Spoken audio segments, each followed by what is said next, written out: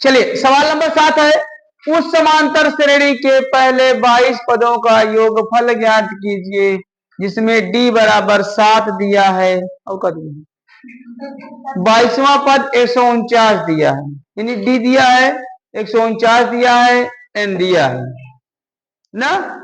तो कह रहा है 22 पदों का योग निकालना है, तो a बराबर नहीं पता भैया, a बराबर क्या है, क्वेश्चन मार्क है। an बराबर कितना है, 149 है,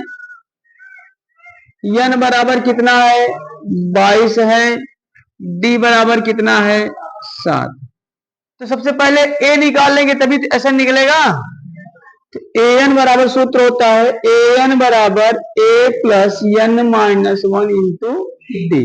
an की वैल्यू कितना, 149, a प्लस n की वैल्यू 22 माइनस 1 गुणे d की वैल्यू 7। 149 बराबर a प्लस 21 गुणे 7।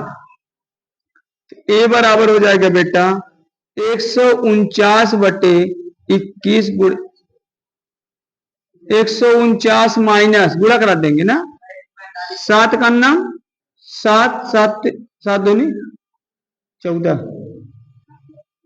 147। तो a बराबर हो जाएगा 149 से घटेगा कितना आ जाएगा बेटा 2। यानी अब आपको पता हो गया, a पता हो गया, d पता हो गया, n पता हो गया ना। निकालना क्या है, Sn। सूत्र लगाते हैं, Sn बराबर होता है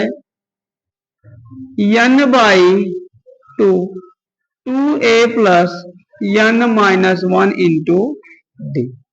Sn मतलब यस 22, पहले 22 पदों का है ना, यस 22 बराबर 22 बटे 2 2 गुणे 2 प्लस 22 माइनस 1 गुणे 7। यस 22 बराबर 11 4 प्लस 21 गुणे 22 में से घटेगा 21 गुणा 3 हो गया। यस 22 बराबर 11 4 प्लस 147, सभी यहाँ निकाले थे। यस 22 बराबर 11 गुणे 151 जुड़ गया भैया, 47 4 51।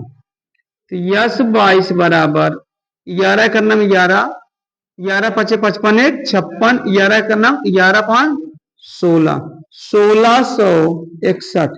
एस 22 की वैल्यू कितना आ गई, 1661 आ गई। समझ में आया। पहले हम क्या निकालेंगे, सवाल नंबर 8 है, उस समांतर श्रेणी के पहले 51 पदों का योग फल ज्ञात कीजिए जिसके दूसरे और तीसरे, इधर ध्यान दो बेटा, दूसरे और तीसरे पद क्रमशः 14 और 18 हैं।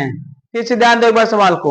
अभी इससे पहले सवाल पढ़ते, उस समांतर श्रेणी के 21 पदों का योगफल निकालना था। यहाँ कितना पद कहा है, 51 का है। वहां क्या दिया था, डी दिया था, an दिया था, n भी दिया था, निकालना था a, फिर निकाल देना था Sn, निकालना ही था। यहाँ क्या कहा कि आपका दूसरा पद दिया है और तीसरा पद दिया है। अगर हमको दूसरा तीसरा पद पता हो जाएगा तो यहां से हम क्या निकाल लेंगे, सार्वंतर d निकाल लेंगे। तो d निकालने का फार्मूला क्या होता है, a2 माइनस a1। लेकिन यहाँ पर 2 नहीं है, यहाँ पर 2 3 है, तो 3 में से क्या घट जाएगा, 2 घट जाएगा। बात समझ में आया।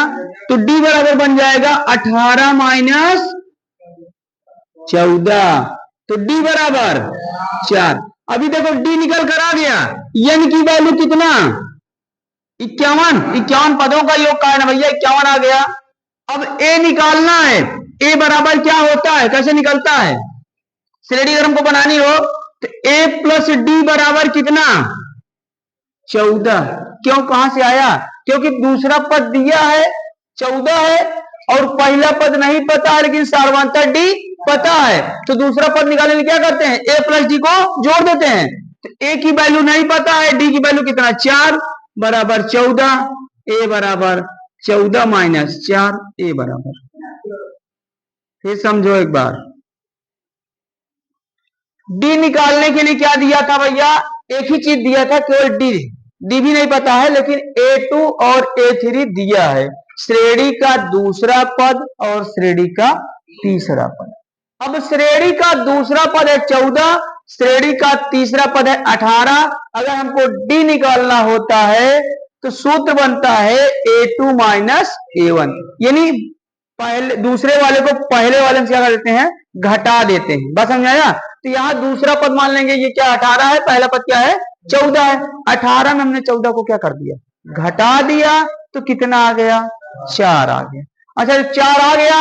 अब n की वैल्यू भी पता है कितना है, 51 दिया ही है, तो कह रहा है 51 पदों का योग। ठीक, डी पता हो गया, n पता हो गया।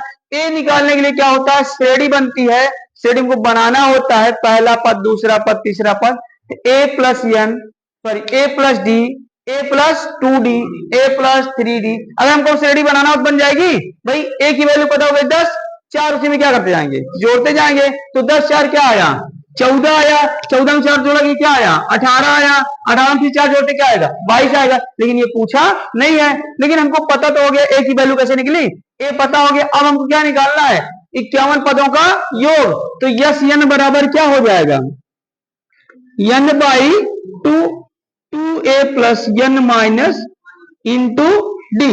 एस एन का मतलब s 51